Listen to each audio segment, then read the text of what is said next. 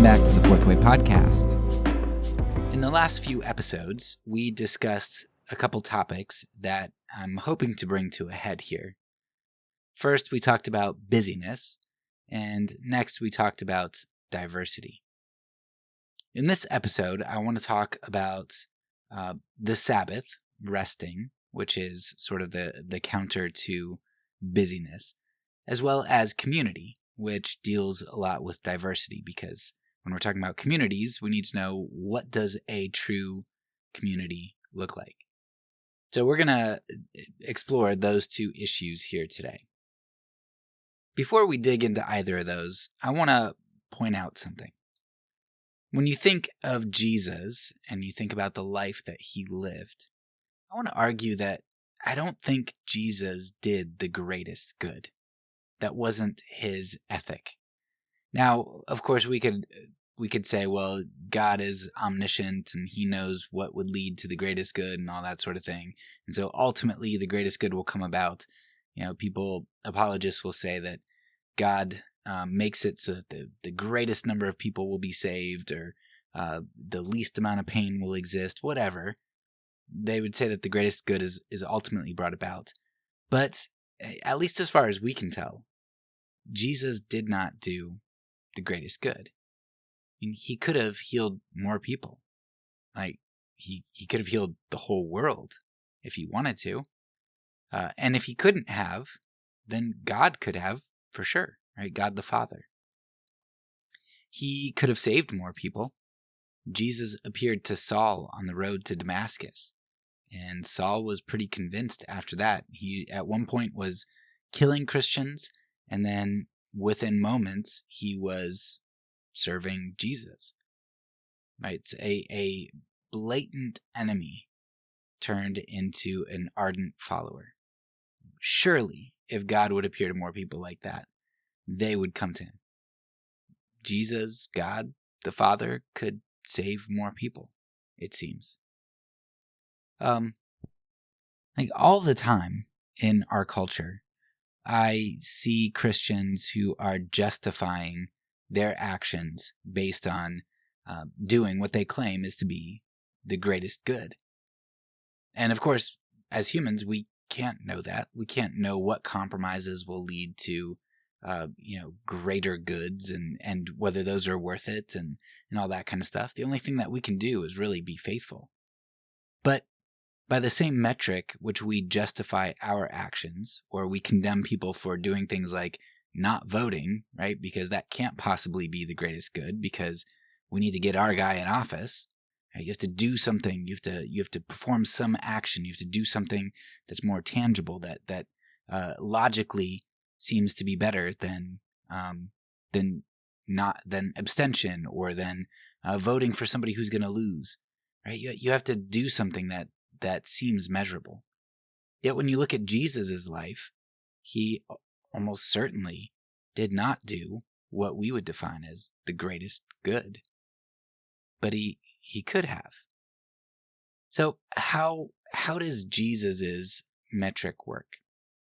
I mean, he was faithful, but would it really have been unfaithful for him to heal more people? I don't think so. So why didn't he? And as I was thinking through that, of course, I can't know the mind of God, and I don't know all the parameters that were around Jesus. But it did strike me that as I was thinking of all of the miracles he did, other than the centurion's daughter that Jesus healed from a distance, I couldn't think of anybody else that Jesus healed from a distance, or any other miracle that he did from a distance. And even with the centurion's daughter, she actually had a representative come and stand before Jesus in his presence. So every healing that I can think of, every miracle that I can think of, Jesus did in the presence of the people receiving the miracle, or in the presence of a representative for the miracle to be done. I don't know if that was the parameter for who Jesus healed or what he did, whether representation was a part of that. But it really wouldn't surprise me if that was kind of a requisite, right? community is something that is central to Christianity. If you think about the central tenet for a lot of Christians, what they might say is one of the central tenets is that a Christian is supposed to follow the Great Commission. What is the Great Commission? Go out into all the world and make disciples of all nations. The Great Commission, a lot of times today, especially in conservative evangelicalism, is evangelism. Conversion is to get people to make some intellectual decision, to intellectually assent to some logical propositions. But that's not at all what the Great Commission is supposed to be. The Great Commission is that we are to make disciples, to make people follow in a particular way of life, to form a community. Jesus' strategy, or maybe it was really just the exemplified ideal human life, was to gather a few close people to him and do life with them. The good, the hard, the ugly. But community requires our most precious resource, requires our time. Time is a hard thing for us to give up in our culture. Of course, money is hard to give up too, and maybe that's what most people would think is the hardest thing to give up. And that's probably because time is essentially money. Money is something that we are paid for our time. Therefore, to give away money is really to give away our time. Whatever the case, time is an extremely precious resource for us, and one we guard with great fervor. Well, sort of. I mean, the problem with time is that you can't really guard it, right? It's a perishable resource that is constantly decaying until you perish and do the same. So we can't really guard our time. It's constantly escaping from us. And what we tend to do is direct as much of it as we can. It reminds me of what the Netflix CEO or president or whoever he was said when he said that their biggest competition was sleep. Time was escaping from their customers when they couldn't guard it as they slept. Now, I don't really know how people lived in the past, and I'm not one who strongly believes in notions that at some point in the past there was this golden age where everything was great. But when it comes to our use of time and the problem of modern busyness, I feel like things are significantly worse today. And a big part of that, I think, is the result of what Ellul, Polanyi, and many others would argue, that we are living in a technical society. A society in which efficiency, production, and processes are prioritized. Those things give us power in the world because they transform the most space, providing consumables to the most people in the least amount of time. Technique is focused largely on manipulating time, squeezing the most possible out of it. Of course, it does this at a cost. And that cost, or one of them at least, is community. Today, we don't know who made most of the products in our home. We don't know most of our neighbors. Not really. Maybe some of their names, but we spend most of our time at work, taking our kids to their various activities or doing other things that will make us money or give our kids the best chance to succeed financially in the world. Industrialization and technique have killed the tight-knit communities. And overall, we've done a really poor job of replicating them in cities or suburbia. Most communities we do have end up being relatively shallow or fleeting, because most have a very limited amount of time that they're willing to commit to those communities. And transience is so high as people move around the country and around the world for better opportunities. Opportunities for more money, not usually opportunities for a stronger community. We all feel like we have so little time for anyone or anything else if it doesn't serve us. Our technical society has taught us what to value. The realization of modern busyness has helped to illuminate one of the most important pieces of God's teaching that I have long dismissed as metaphoric or cultural, like I think a lot of other people have. And this is the teaching of the Sabbath rest. It was funny. I was just watching a video the other day. I think it was, I forget his name. I don't know how to pronounce it, like James Talrico or whatever. In Texas, he's I guess he's trying to be a state representative. And they were voting on the 10 Commandments to be put up in schools. And he had a great speech, talking about, why that and why not love your enemies and all that kind of stuff. That's kind of more anti-violence. Where he's just pointing out that there are kind of double standards on what they want up there. And the irony of it is that they were in session on a Sunday working, right? And he addressed the Sabbath, a Saturday, which they also were working on, and Sunday as the Sabbath, which they were working on. And he just kind of showed their inconsistency. And we've got something very similar in my denomination. If you're going to be an elder or something, you have to adhere to the Westminster Standards of Faith. And in the Westminster Confession, it talks about the Sabbath and the importance of the Sabbath and not doing work, and even some other things like basically not having fun. I don't know. There's like leisure stuff that they lumped in there too. And a lot of people in my denomination take exceptions to that. And so it's very fascinating that in our day and age, the vast majority of people see things like the Sabbath as antiquated and things that don't really matter. This idea that doesn't really matter anymore. And it seems kind of petty, right? It seems kind of silly. Now for me, the turning point came when we were swamped and we were just so busy. I mentioned the story at the beginning of the season, but when we were out at this small church in Idaho, and the pastor was preaching on Revelation, it was a point in my life where we were so busy. I had a full-time teaching job, both my wife and I. We had, I think, 2 really young kids at that time, 18 months apart. Like our oldest was 2. We had a newborn. I was on the church diaconate. My wife was on the missions committee. We were support raising, traveling across the country to try to go to Romania. I mean, our lives were just packed.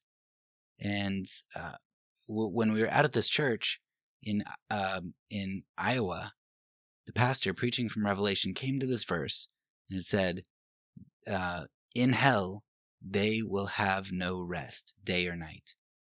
And I thought to myself, man, that's a description of my life. That's a description of a lot of people's lives who I talk to. You go to church. Hey man, how's it going? Passing in the hallway. Busy as usual, right? That Protestant work ethic, like we're doing God's holy work. We're in line with Him. It's like, no, you're not. You're in hell. Right? There is no rest, day or night. There is no Sabbath. We're busy, distracted, in a hurry, impatient. And that impatience, as Cyprian mentioned, was leading to violence in our culture, right? In impatience, we want things now. We will grasp power now, even if that means compromising our moral values and our faithfulness to Jesus and the ways that He prescribed for us. We were impatient. We were busy for God. We were trying to be efficient, trying to squeeze the most that we could out of our world. But this Sabbath teaching really is the antithesis of all of that, of impatience, of technique. Technique tells us that we must control each and every moment and prioritize efficiency. Whereas the Sabbath teaches us that we can lay down control we don't really have anyway. We fool ourselves in thinking we have. But we can lay that down, and we can put it into the hands of a good God who created us and our universe with provisions. The technological society teaches us that production is one of the highest values, and doing is at the core of who we are as humans. Whereas the Sabbath teaches us that it is being which is at our core, and giving or spending our time with others that fulfills us. It's community that fulfills us. Being discipled and making disciples. Technique elevates exertion, whereas the Sabbath allows and provides for rest. This concept of the Sabbath is really the core antithesis of so much that we've talked about throughout all of our seasons. Why do fights and wars spring up? Because people have and want, so they seek to steal and protect what they have at the expense of others. Wars are the result of those who don't believe that the world will produce a sufficient amount to meet their needs. Wars spring up because accomplishments, doing, conquering, accumulating, are more important than being oneself without pretense, and being with other beings in community. Why are people consequentialists? Why do so many people believe that the ends justify the means? If not in thought, then certainly in action. Because technique teaches that efficiency is the core moral value. Seeking power, enacting violence, and elevating effectiveness over faithfulness stem from an embrace of technique. Whereas the Sabbath is God's teaching that humbling oneself in loving service and faithfulness is truly human, technique facilitates hurry, frustration, anxiety, wealth disparity, exploitation, power-mongering, and a host of other evils. The Sabbath produces loving communities of mutual service, whereas technique produces monocultures, assembly lines, exploited labor, clear-cut forests, and strip-mined lands of exploitation. Interestingly, this loss of community and Sabbath rest hasn't been an altogether unforeseen consequence of our worldview. In fact, for some of the culture shapers of our present-day reality, it was desired and intended. I don't think there's a better summation of this desired end than in the words of William Levitt, creator of modern-day suburbia. Just for a little bit of context, William Levitt was the guy who popularized suburbia, essentially.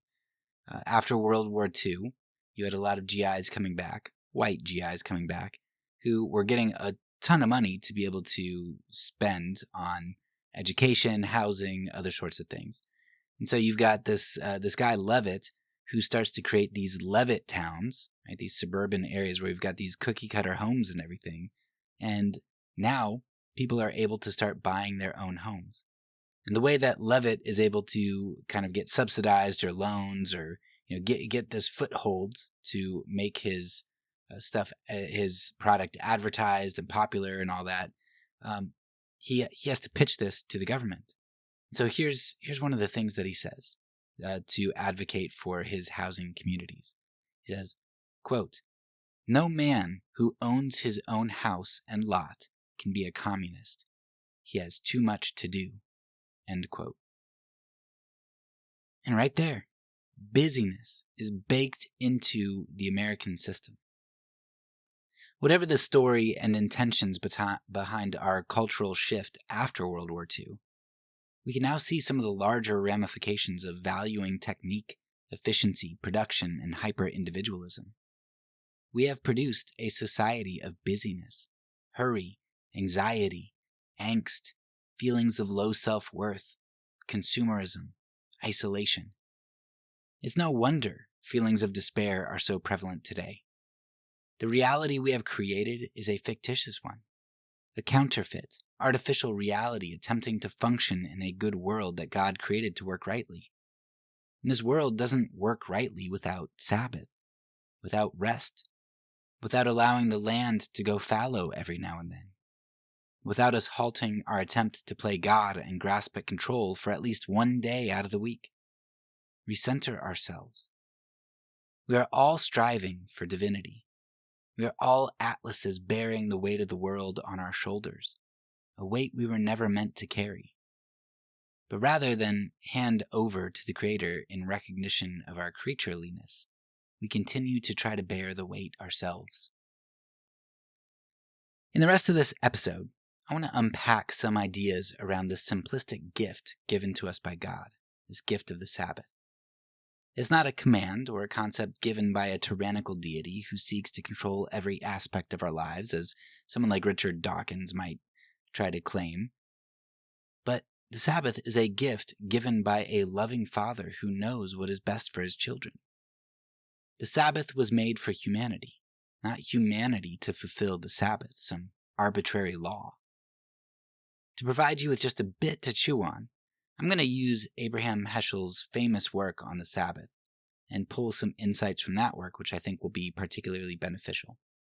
Because I'm still struggling with the Sabbath, and Heschel is just the way that he writes is so insightful and so beautiful, and hopefully these snippets will give you way more wisdom than I can give you, and also whet your palate to go and check out his full work.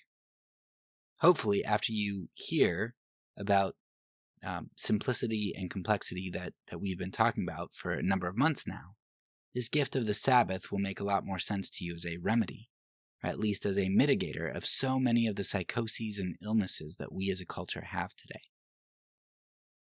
So with this foundation in place, the way that I'm going to continue is to essentially read a quote from the book, and then maybe provide just a brief commentary or scaffold on that for you to chew on. But I want to let Heschel's words kind of resonate with you for the most part, and hopefully our context so far will allow you to chew on it with an understanding of how that fits into simplicity and the conversation that we've had so far. So here's the first quote. Quote, "Most of us seem to labor for the sake of things of space. As a result, we suffer from a deeply rooted dread of time and stand aghast when compelled to look into its face. Technical civilization is man's conquest of space. It is a triumph frequently achieved by sacrificing an essential ingredient of existence, namely, time. In technical civilization, we expend time to gain space. To enhance our power in the world of space is our main objective. Yet to have more does not mean to be more. The power we attain in the world of space terminates abruptly at the borderline of time. But time is the heart of existence." End quote. Heschel identifies that we are trading time for space. That's what life essentially is for most people at most points in time. It's trading time for space. At least in our industrial world, that's a lot of how we spend our time. Heschel goes on to talk a little bit more about this in his next quote. He says, quote, "It is impossible for man to shirk the problem of time. The more we think, the more we realize. We cannot conquer time through space. We can only master time in time. The higher goal of spiritual living is not to amass a wealth of information, but to face sacred moments. In a religious experience, for example, it is not a thing that imposes itself on man, but a spiritual presence. What is retained in the soul is the moment of insight rather than the place where the act time came to pass. A moment of insight is a fortune, transporting us beyond the confines of measured time. Spiritual life begins to decay when we fail to sense the grandeur of what is eternal in time." End quote. So I really like this by Heschel because he recognizes that time is a problem for us. Right? Our time, like the Netflix CEO recognized, our time is escaping from us. We're a balloon filled with air at the beginning of our lives, and that air is always going out. We don't know exactly when we're going to be all out of air, but we eventually will be. We're all running up against time. And then constantly trading in that time that we have to conquer space. But because our time will end, right? That's a very just kind of limited existence that we have there. And so what Heschel says is we've got this problem of time, and essentially one of the ways that we can choose to handle it is to try to conform space to that time. But the other thing that we can do is we can conquer time in time, right? And so one of the ways that you do that is you soak up that time. Rather than trade in your time, you enjoy time. So, for example, right, if you think of the spiritual, which he shows, or you think of community, when you are spending time with others, when you are enjoying the moment, when you're being present in the moment, you are conquering time in time. And so if I go and I eat a meal by myself, I can taste really good food, right? That space, that stuff that takes up space, that matter. I can enjoy that food, but that's a really fleeting experience. I enjoy it for that moment, that fleeting moment. If I go and do any number of things, if I go and buy a car, that car eventually rusts out. Anything in space is fleeting.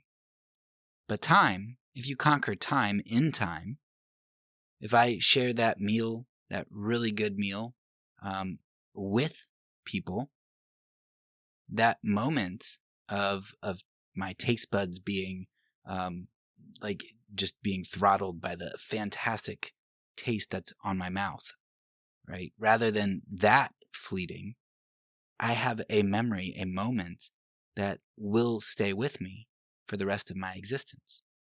So community, sharing time with people, being present, resting, drawing back from trying to conquer space, and conquering time in time by being present in time, actually ends up being what is truly meaningful. It gives meaning to our lives. That fleeting matter, the fleeting taste, the fleeting pleasures, that goes away very quickly.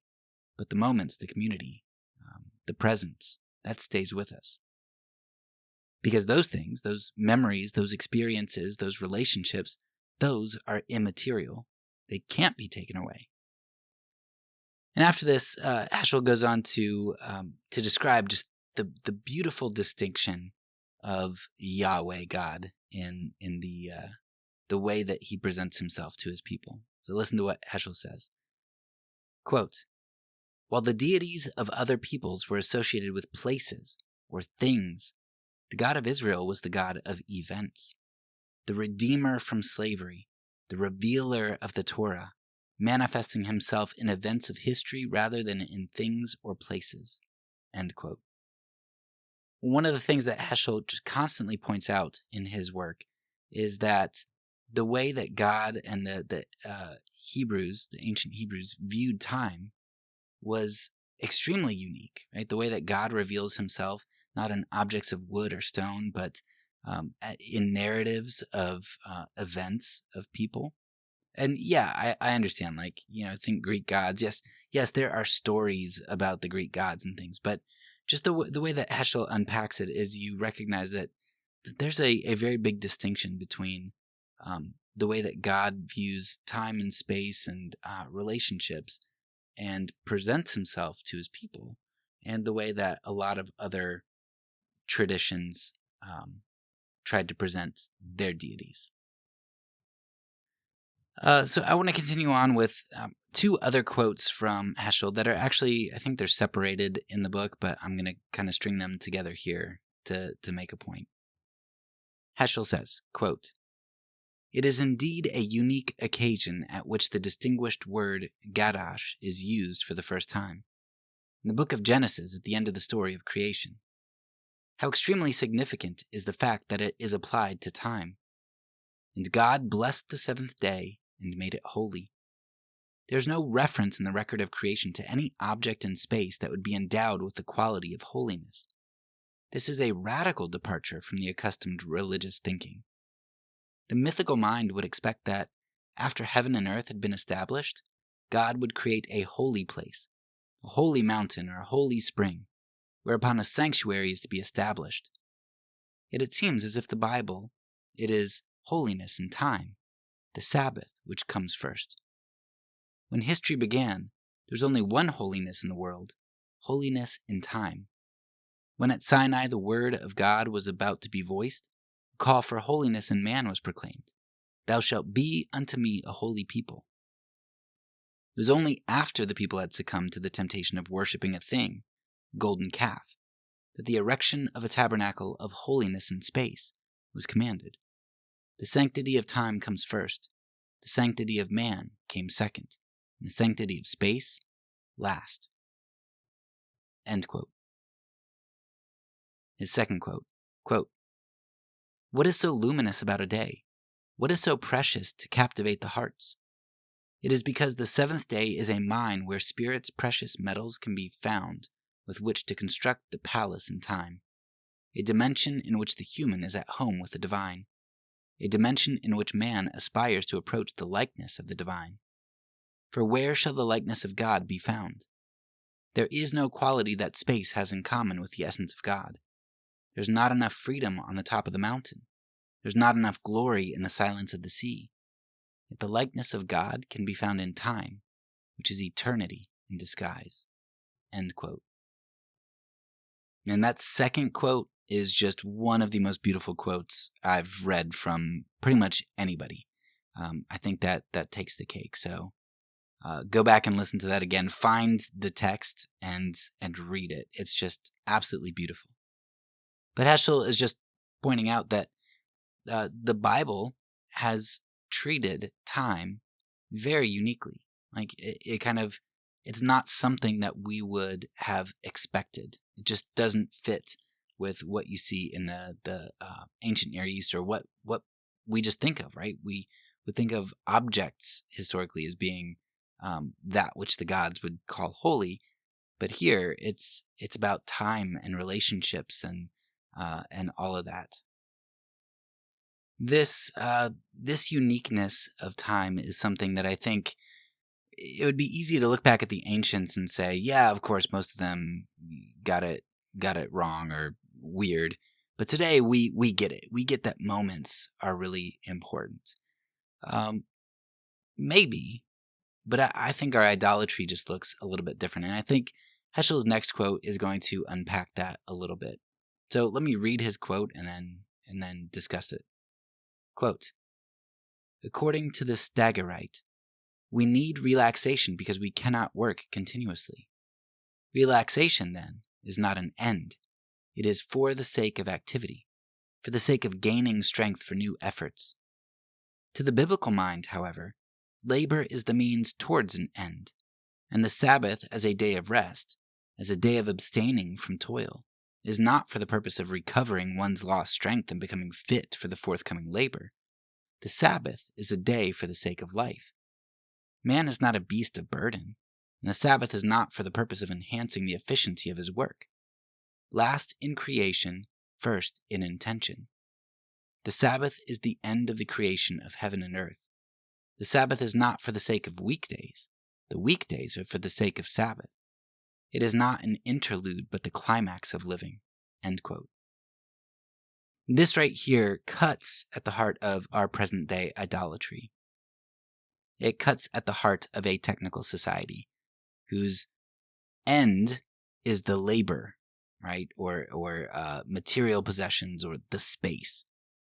And Heschel says, no, the Sabbath isn't so we can rest, so we can work more, because that would make work the end, right? That would make work the purpose. Work isn't the purpose. It's not a bad thing, but work isn't the purpose. It's the means to the end. And what is the end? What is the last day of creation? Or as Heschel says it, last in creation, first in intention. Right? The culmination, the climax, what everything leads up to is not the 6 days of labor. It's the 1 day of Sabbath rest. That is the crown jewel of creation. That is the end. We don't rest so we can work harder. We rest because that is the fruition of our work. To enjoy time in community and to be present. But a lot of times that's not really what people use the Sabbath for. They don't use it for community building or to do something meaningful or to be present. They use it to fit in as much as they can for their kids' travel ball so that their kids maybe can get college scholarships. I mean, that's basically a second job right there, right? They don't use it to be present with other people. They use it to get wasted. Whatever it is, you might say, well, yeah, but those things are fun or whatever you want to say. But there's a difference between having fun and being present and building community and resting and not striving for more and more and more.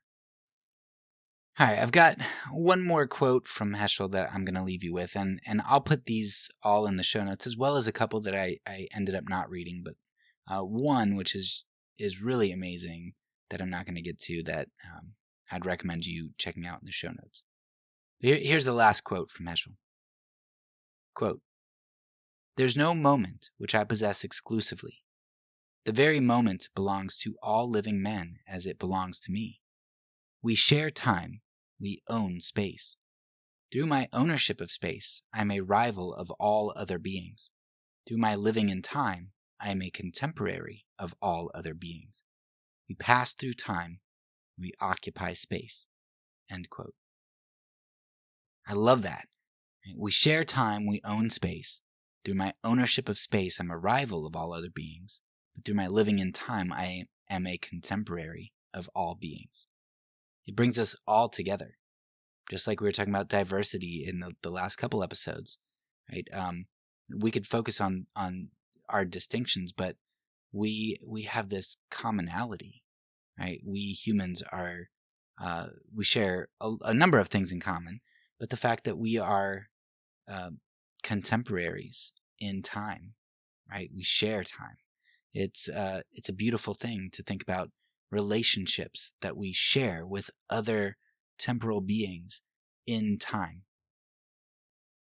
And this is a part of the way that God made us to have rest, to not be busy, to be in communities where we can have accountability, where we can get an opportunity to see ourselves in the mirror, to have mirrors placed up for us, and for us to place up mirrors for other people to stop and reflect, to pause, to be present, to enjoy life, to enjoy moments, to create memories and intangible, immaterial things that we will carry with us for the rest of our lives, rather than fleeting moments of pleasure, of tastes, of feelings, all of that.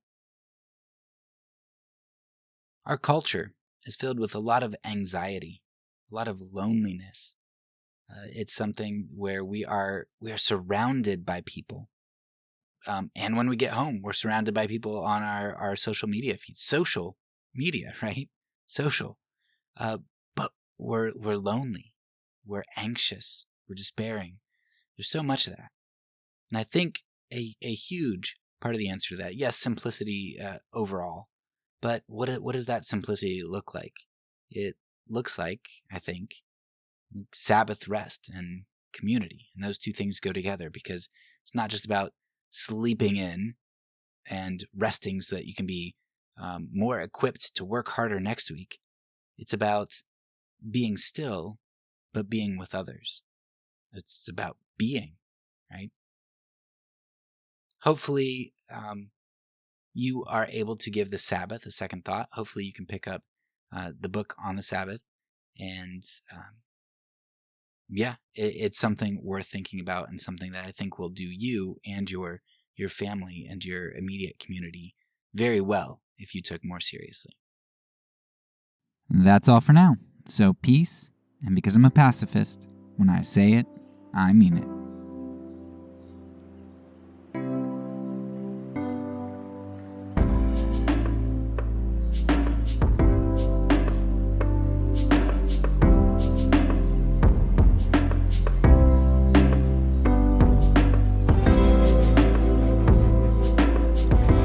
This podcast is a part of the Kingdom Outpost Network. Please check out the links below to find other great podcasts and content related to nonviolence and kingdom living.